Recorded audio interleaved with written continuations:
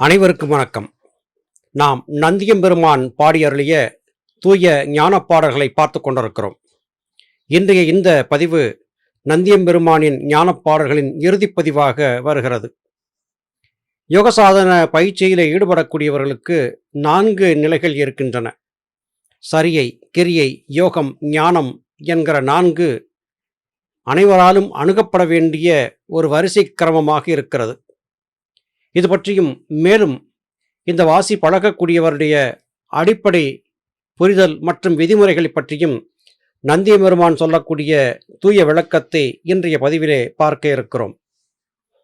பாரப்பா, சரியை என்ன, கிரியை என்ன, பகர்ந்து நின்ற யோகம் என்ன, ஞானம் என்ன, ஆரப்பா மௌனம் என்ன, சூட்சம் என்ன, ஆகாத எழுத்து என்ன, ஐம்பூதம் என்ன, நேரப்பா சரியை என்ன, அரும்பதாகும், நேரான கிரியை அது பூவதாகும், சீரப்பா யோகமது காயதாகும், சேர்ந்து நின்ற ஞானமது பழமதாமே. சரியை, கிரியை, யோகம், ஞானம் என்று சொன்னவுடனே அவை எந்த வகையாக வரிசைப்படுத்தப்படுகின்றன, இதில் எது முக்கியம் எது முக்கியம் அல்ல என்கிற வினா சிலருக்கு ஏற்படுவது வாடிக்கை. சரியை, கிரியை, யோகம் என்கிற எதையுமே தீண்டாமல் நேரடியாக ஞானத்தை அணுகிவிட முடியும் என்கிற எண்ணமும் பலரிடத்திலே காணப்படுகிறது. ஆனால் ஒன்றுக்கொன்று தொடர்புடையதாகவே இருக்கிறது. சரியை என்பது புற ஒழுக்கம், அதாவது உடலில் இருக்கக்கூடிய புலன்கள் வழியாக எவ்விதமான தீம்பும் செய்யாமல் பிற உயிர்களுக்கு தீம்பு நினைக்காமல் கடைபிடிக்கக்கூடிய ஒழுக்கம் என்றாகும். கிரியை என்பது உடல் கொண்டு செய்யக்கூடிய தூய கர்மங்கள், தூய காரியங்கள் என்றாகும். யோகம் என்பது வாசி கொண்டு உடலை விட்டு வெளியிலே சென்று சலித்து கொண்டிருக்கக்கூடிய ஜீவசக்தியாகிய வாயுவை சிரத்திற்குள்ளே அது உற்பத்தியாகி வந்த இடமாகிய ஜீவனிலே கொண்டு போய் சேர்க்கக்கூடிய காரியம் யோகம் என்றும், ஞானம் என்பது இந்த காரியங்கள் முறையாக நடந்துவிட்டால் பரிசாக பராபரம் நமக்கு கொடுக்கக்கூடிய உயர்ந்த நிலை என்றும் சித்தர்கள் குறிப்பிடுகிறார்கள். இதை எளிய உதாரணத்தோடு நந்தியம்பெருமான் விளக்குகிறார். சரியை என்பது ஒரு மரத்தில் அல்லது செடியிலே உருவாகக்கூடிய அரும்பு போல, கிரியை என்பது அது விரிந்து பூவாக மாறுவது, யோகம் என்பது அது காயாக மாறுவது, ஞானம் என்பது அதுவே கனியாக மாறுவது. இதிலே நுணுக்கமாக சொல்ல வரக்கூடிய கருத்து யாதென்றால், அரும்பில்லாமல் பூ இல்லை, பூ இல்லாமல் காய் இல்லை, காய் இல்லாமல் கனி இல்லை. தொடக்கம் அரும்புதான். எனவே யோகசாதனம் பழகக்கூடியவர்கள் இந்த சரியை, கிரியை, யோகம், ஞானம் என்கிற வரிசைப்படியே பயணித்தாக வேண்டும் என்பது கருத்து. அனைத்து சித்தர்களுமே யோக வாழ்க்கை வாழ வேண்டும் என்று கருதக்கூடியவர்களுக்கான ஒழுக்க விதிமுறைகளை வரையறுத்து சொல்லியிருக்கிறார்கள். ஞானபிதா சுவாமி சிவானந்த பரமஹம்சர் அவர்கள் சித்த வேதத்திலே சித்த வித்தியார்த்திகளின் நடவடிக்கை கிரமங்களை கடைபிடிக்க வேண்டும் என்பதை வலியுறுத்தி சொல்லியிருக்கிறார். பதஞ்சலி மகாமுனிவரும் அத யோகானுசாசனம், இப்பொழுது யோகத்திலே ஒழுங்குமுறை வேண்டும் என்று சொல்லுகிறார். எனவே எடுத்த எடுப்பிலேயே ஒருவருக்கு ஒரு ஞானி யோக பாதையை காட்டி கொடுத்து விடுவது இல்லை. தன் சீடனுடைய ஒழுக்கத்தை பரிசோதித்து பார்த்து அவன் பக்குவமாக இருக்கிறான் என்று புரிந்தான பிறகே ஞானத்தை நோக்கி பயணிப்பதற்கான பாதையை காட்டி கொடுப்பார். இது காரணமாகவே ஆரம்பத்திலே ஆலய வழிபாடுகளும் பக்தி சார்ந்த பழக்க வழக்கங்களும் கடைப்பிடிக்க சொல்லிக் கொடுக்கப்பட்டது. அதிலிருந்து மெல்ல மெல்ல ஒருவன் தன்னை தூயவனாக மாற்றிக்கொண்டு ஞானத்தை நோக்கி நகர வேண்டும் என்பதே கருத்து. ஆனால் இன்றைய நாளிலே பணம் கொடுத்து பக்தியை விலைக்கு வாங்கக்கூடிய அவலம் காணப்படுகிறது. ஆனால் மனிதர்கள் தங்களுடைய கோட்பாட்டிலே பணம் கொடுத்து எதையும் பெற்றுவிடலாம் என்று கருதியிருக்கக்கூடிய நிலை இங்கே யோகசாதனத்தை காட்டி கொடுக்கக்கூடிய முனிவர்களிடத்திலே செல்லுபடியாகாது. சித்தர்களை அணுக வேண்டும் என்றால் அவர்கள் சொன்னதை கடைப்பிடித்தே தீர வேண்டும் என்பது கருத்து. பழமான மௌனம் அது ஆயிபாதம், பாங்கான சூட்சமது அக்னியின் பீசம், குளமான வச்சி வட்டம் ஆத்தாள் வீடு, குண்டலியே மௌனசக்தி இருந்த வீடு, தளமான 6 தளம் 6 வீடு, சொதரமாய் மூலமுதல் அக்னியோடு நலமான ரசம் போலே நடுநாடியாக நாரணனும் தேவனுமாய் இருந்தார் பாரே. அன்னை பராசக்தியும் எம்பெருமான் ஈசன் அர்த்தநாரீஸ்வரராக இருக்கிறார்கள் என்று சொல்வதுண்டு. அதே வேளையிலே சங்கர நாராயணனாக சிவனும் விஷ்ணுவும் இணைந்து தோற்றம் கொடுக்கிறார்கள் என்று சொல்வதும் உண்டு. இது எல்லாமே சந்திரகலை சூரியகலையின் சேர்க்கை பற்றி புரியப்படுத்துவதற்கான தத்துவ விளக்கங்கள் மாத்திரமே அன்றி வேறல்ல. மௌனம் என்பதுதான் அன்னை பராசக்தியின் திருப்பாதங்களை அணுகுவதற்கான ஒரே வழி. எது மௌனம்?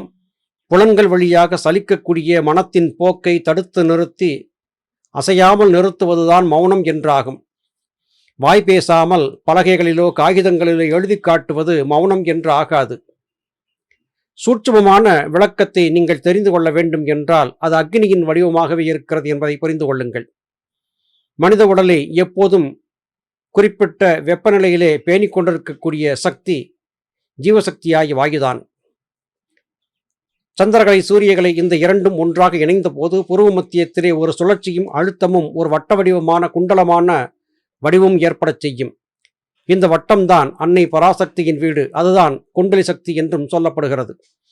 இது வாய்க்கும் போது மௌனம் என்பது வாய்த்துவிடும். இதற்கு நுணுக்கமாக உன்னிப்பாக பூர்வ மத்தியத்தை கவனித்து பயணிக்க வேண்டியது அவசியமாகிறது. இந்த பயணத்தை கவனித்துக் கொண்டிருக்கும் போது மனம், புத்தி, சித்தம், அகங்காரம் என்கிற இந்த நான்கும் ஒன்றுக்குள் ஒன்று ஒடுங்கி ஜீவசக்தியாகி வாயு என்கிற பெயரை பெற்று ஜீவனை நோக்கி மெல்ல மெல்ல நகர ஆரம்பிக்கும். அப்பொழுது ஜீவசக்தியாகி வாயு ஜீவனை சென்றடையும் போது அதற்கு ஏற்படக்கூடிய 6 விதமான அவத்தைகள் தான் 6 தலங்கள் அல்லது 6 ஆதாரங்கள் என்று குறிக்கப்படுகிறது. ஒவ்வொன்றும் பஞ்சபூதத்தோடு தொடர்புடையதாக இருக்கிறது. பஞ்சபூதத்தை குறிக்கக்கூடிய ந ம சி வ ய என்கிற இந்த 5 எழுத்துக்களுக்கும் 5 வடிவங்கள் காட்டி கொடுக்கப்பட்டிருக்கின்றன. சதுரம் என்பது நிலத்தையும், பிறை என்பது நீரையும், முக்கோண வடிவம் என்பது நெருப்பையும், அறுகோண வடிவம் என்பது காற்றையும், வட்ட வடிவம் என்பது ஆகாயத்தையும் குறிப்பதாக சித்தர்கள் குறியீடுகளை சொல்லியிருக்கிறார்கள். சதுரம் முதல் நெருப்பு வரை இப்படிப்பட்ட அவத்தைகளை எல்லாம் தேகத்திற்குள்ளே இருக்கக்கூடிய ஜீவசக்தியாகிய வாயுவை கொண்டே அறிய வேண்டும். நாரணன் என்று அழைக்கப்படக்கூடிய விஷ்ணு, உள்ளே இருந்து நம்மை இயக்கிக் கொண்டிருக்கக்கூடிய ஜீவன் என்கிற சிவன், இந்த இருவரும் ஒன்றாக இணைந்திருப்பதுதான் தத்துவம் என்று சித்தர்கள் குறிப்பிடுகிறார்கள். பாரப்பா நேர்மூலம் பறையின் வீடு, பகருகின்ற நடுமூலம் பறையின் வீடு, ஆரப்பா அடிமூலம் கணேசன் வீடு, ஆச்சரிய முடிமூலம் ஓங்கார வட்டம், சீரப்பா இவையெல்லாம் சித்தர் பாடல், சீஷனே உந்தனுக்காய் திறந்திட்டேன் நான், காரப்பா குருபதத்தை அடுத்துக்காறு, காரணமாம் குருவாலே தெரிந்து கொள்ளே. பொதுவாக சித்தர் பெருமக்கள் இந்த மும்மூலம் என்கிற விடயத்தை பற்றி சொல்லி வருகிறார்கள். இந்த 3 மூலங்களின் அடிப்படை தத்துவத்தை புரிந்திருக்க வேண்டும். நேர்மூலம் நடுமூலம் என்று அழைக்கப்பட்டது பறையின் வீடு என்று குறிப்பிடுகிறார். அடிமூலம் என்பது கணேசன் வீடு, முடிமூலம் என்பது ஓங்கார வட்டம் என்று குறிப்பிடுகிறார். இந்த 3ம் எது? உள்நாக்கு, அதன் வடிவம் விநாயகர் வடிவமாக இருக்கிறது. வாசியினுடைய பயிற்சியின் தொடக்கத்தை அங்கே இருந்து தொடங்க வேண்டும். எனவே அது முதல் மூலம் என்று ஆகிறது. அடிமூலம், அதாவது கீழே இருக்கும் மூலம் என்றாகிறது. இரண்டாவது நடுமூலம் என்று அழைக்கப்படுவது பூர்வ மத்தியம் என்று அழைக்கப்படக்கூடிய சுழுமுனைத்தானத்திலே அமைந்திருக்கிறது. 3வது மூலம் உச்சி என்று அழைக்கப்பட்ட இடத்திலே அமர்ந்திருக்கிறது. இந்த 3 மூலங்களை அறிந்திருக்க வேண்டும். தொடக்கம், நடு, முடிவு என்றுதானே சொல்ல வேண்டும். இந்த 3க்கும் 3 மூலங்கள் என்று பெயர் கொடுத்ததன் காரணம் என்ன என்றால், இந்த 3ம் 3 தொடக்கத்தின் அடிப்படைகளாக அமைகின்றன. உள்நாக்கு இருக்கக்கூடிய இடம் தொடக்கம், அது முதல் மூலம் என்றாகிறது. அங்கிருந்துதான் ஜீவசக்தியாகி வாயு உடல் முழுவதும் பிரிவதற்கான சாத்தியம் ஏற்படுகிறது. தேக இயக்கத்திற்கு தேவையான ஆற்றல் அங்கிருந்தே பெறப்படுகிறது. இந்த இடத்திலே ஒரு அழுத்தமும் சுழற்சியும் ஏற்படும். அடுத்தபடியாக பூர்வ மத்தியம் என்று அழைக்கப்படக்கூடிய சுழுமுனைத்தானம், இந்த இடத்திலேயும் அழுத்தமும் சுழற்சியும் ஏற்படும். இந்த இடம் ஜீவனின் சன்னிதானத்திற்கு செல்லக்கூடிய வாசல், தொடக்கம் என்றாகிறது. முதலாவதாக அண்ணாக்கு வழி என்பது பாதை, ராஜபாட்டை, வீதி என்றாகும். நடுமூலம் என்று அழைக்கப்படக்கூடிய புருவ மத்தியம் என்பது கருவறைக்கு செல்வதற்கான கதவை குறிக்கும். இறுதியாக முடிமூலம் என்று அழைக்கப்படக்கூடிய கடைசி மூலம் ஓங்காரம் என்பது ஜீவனின் சன்னிதானத்திற்குள்ளே நுழைவதை குறிக்கும். ஒரு ஆலயத்தின் வடிவம் இப்படித்தான் அமைக்கப்பட்டிருக்கும். ராஜகோபுரம், கொடிமரம், அதற்கடுத்து கருவறை என்பதாக அமைக்கப்பட்டிருக்கும். தேகத்தை கொண்டே ஆலயங்களின் வடிவங்களும் உருவாக்கப்பட்டன. இவை எல்லாமே சித்தர் பெருமக்களுடைய பாடல்களிலே சொல்லப்பட்டிருக்கின்றன. இருந்தாலும் இதை உன்னுடைய கவனத்திற்காக நினைவுபடுத்துவதற்காக இங்கே சொல்லுகிறேன். என் மகனே, உனக்காக எல்லாவற்றையும் நான் வெளிப்படையாக சொல்லியிருக்கிறேன். நான் சொல்லியிருக்கக்கூடிய இந்த விளக்கத்திலே உனக்கு ஏதாவது ஐயங்கள் ஏற்பட்டால் உத்தம குருமார்களை அணுகி அவர்களிடமிருந்து நீ விளக்கத்தை பெற்றுக்கொள். காரண குருவாலேதான் இதை அறிந்து கொள்ள முடியும் என்று குறிப்பிடுகிறார். சித்தவேதத்திலே ஞானபிதா சுவாமி சிவானந்த பரமஹம்சர் அவர்கள் காரணகுரு காரியகுரு என்கிற இரண்டை பற்றியும் சொல்லியிருந்தார். மனம் என்பது காரணகுருவாகவும் வித்தையை காட்டிக் கொடுப்பவர் காரிய குருவாகவும் இருப்பார்கள் என்றெல்லாம் சொல்லப்படுகிறது. எது எப்படியாக இருந்தாலும் யோகசாதன பயிற்சியில் ஈடுபடக்கூடியவர்கள் தக்க குருவால் மாத்திரமே தூய ஞானத்தை அறிய முடியும், அடைய முடியும் என்பதே கூற்று. நூல் பார்த்தால் இந்த முறை ஒருவருக்கும் நுணுக்கமாய் சொல்லாதே பாவம் எய்தும். செயல் பார்த்து யோகமுறை ஞானம் பார்த்து செயலனைத்தும் மனதில் வைத்து கர்மத்தோடே போல் கார்த்து போகாது ஞானம் பார்த்து புத்தியாய் பழைத்திருப்பாய் பிள்ளாய் நீதான். கால் பார்த்து மதிரவி தன்னை கண்டு கருணையுடன் நூல் ஆய்ந்தால் கசடு போமே. இந்த நூலை பார்த்தால் இதன் நுணுக்கத்தை புரிந்து கொண்டு விட்டால் இதை யாருக்குமே சொல்லாதே. அப்படி சொன்னால் உனக்கு பாவம் வரும் என்று குறிப்பிடுகிறார். அடிப்படை தத்துவத்தை பார்த்து ஞானத்தை அறிவதற்கான முறைகளை எல்லாம் குருமார்கள் சொல்லிக் கொடுத்த நூல்களை வாசித்து பார்த்தபடியாக ஒரு அடிப்படையை புரிந்து வைத்துக்கொள். இவை எல்லாவற்றையும் மனதிலே குறித்து வைத்துக்கொள். நீ பார்க்கக்கூடிய இந்த யோக பயிற்சியிலே நீ செய்யக்கூடிய பயிற்சியின் காரணமாக ஏற்படக்கூடிய பலாபலன்கள் எக்காரணத்தை கொண்டும் உன்னை விட்டு போகாது. புத்தி கொண்டு பிழைத்திருப்பாய் என்று குறிப்பிடுகிறார். ஞானம் வரும் வரையிலும் எச்சரிக்கையாக பயணிக்க வேண்டிய அவசியத்தை பற்றி சொல்லுகிறார்.